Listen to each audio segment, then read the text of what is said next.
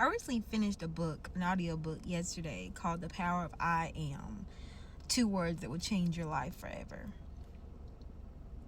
I finished it, and I believe one of the last thoughts that he left us with was the fact that God has a frame around you in your life. It's like the hedge of protection that they talk about. And I believe my initial thought was like, wow, like if God has a frame on me, no wonder I'm a target of the enemy. Like, has anyone else thought that? Like, okay, this makes perfect sense. That's why he's after you so hard, because he knows that God already framed you, and he knows he's going to fulfill the purposes in your life.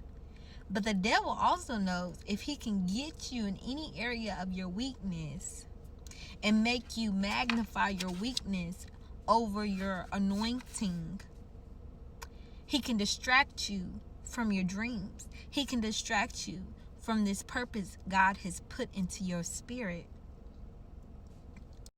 And I thought to myself about the story of Job when he said that about the frame.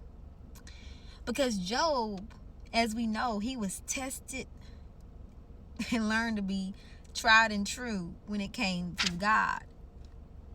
His wife told him to curse God and die. People, his friends, folks was telling him just call it quits. Where is your God now? You know? But Job was one of the ones that said, I fought the good fight and I won, because it's not about how you start off in life.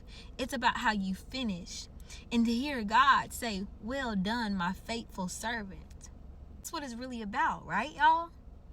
So you have to realize that if God has you framed, that means nothing, nobody, or anything can stop the pursuit God has after you, except when you allow it in to affect you that much that you get off course of the track God has you on.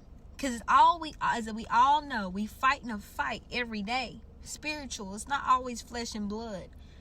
And when we're fighting that fight, we're going into battle with the armor of God, but we fall short because of our flesh, man. And the reason why I say that is because we allow temporary feelings and emotions to conform us into someone who we're not anymore. You see what I'm saying? Because that's why, like, Job's wife was like, just give it a raps, just curse him and die. But that would have been the easy way out. You see, God is taking us through the harder route because maybe we just one of them ones that was meant to get to a different level of life, to be the hands and feet of Jesus, because God doesn't have Jesus right now down on earth, obviously, because we see what's going on in the world. He ain't down here right now. But that doesn't mean his spirit is not still among us. The spirit is still here, just like it was over 2,000 years ago, because that's what Jesus told us. He promised that even though I'm going to leave you for right now, I'm going to leave an advocate for you. And if that advocate lives in you, he will keep pulling you and dragging you out of that hole that the devil wants you to stay in. Oh my God. I felt that in my spirit. I don't know where that came from, but I just know that maybe our life might be feeling like how Job's life was, but maybe the enemy came up to God and was like, you think that's gonna be one of your strongest soldiers?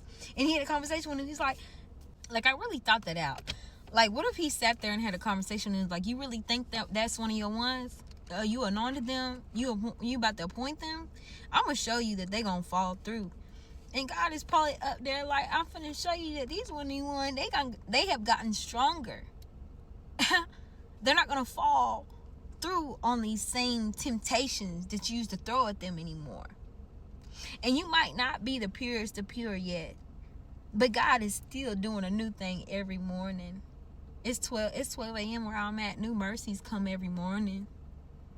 So I'm just leaving you with that, because I wholeheartedly believe that maybe the person who's watching this is going through a trial and tribulations like Job did. But I'm here to tell you that I hope that you stay 10 toes down right now, because I believe God is saying to you that he's about to show how you're going to be a blessing before the entire world.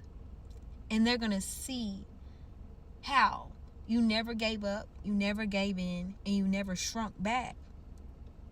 And they're going to know that it was nothing but the hand of God on your life that did it. And you're going to testify to that, just like Job did. And you're going to get, what, double for every trouble, every trial and tribulation?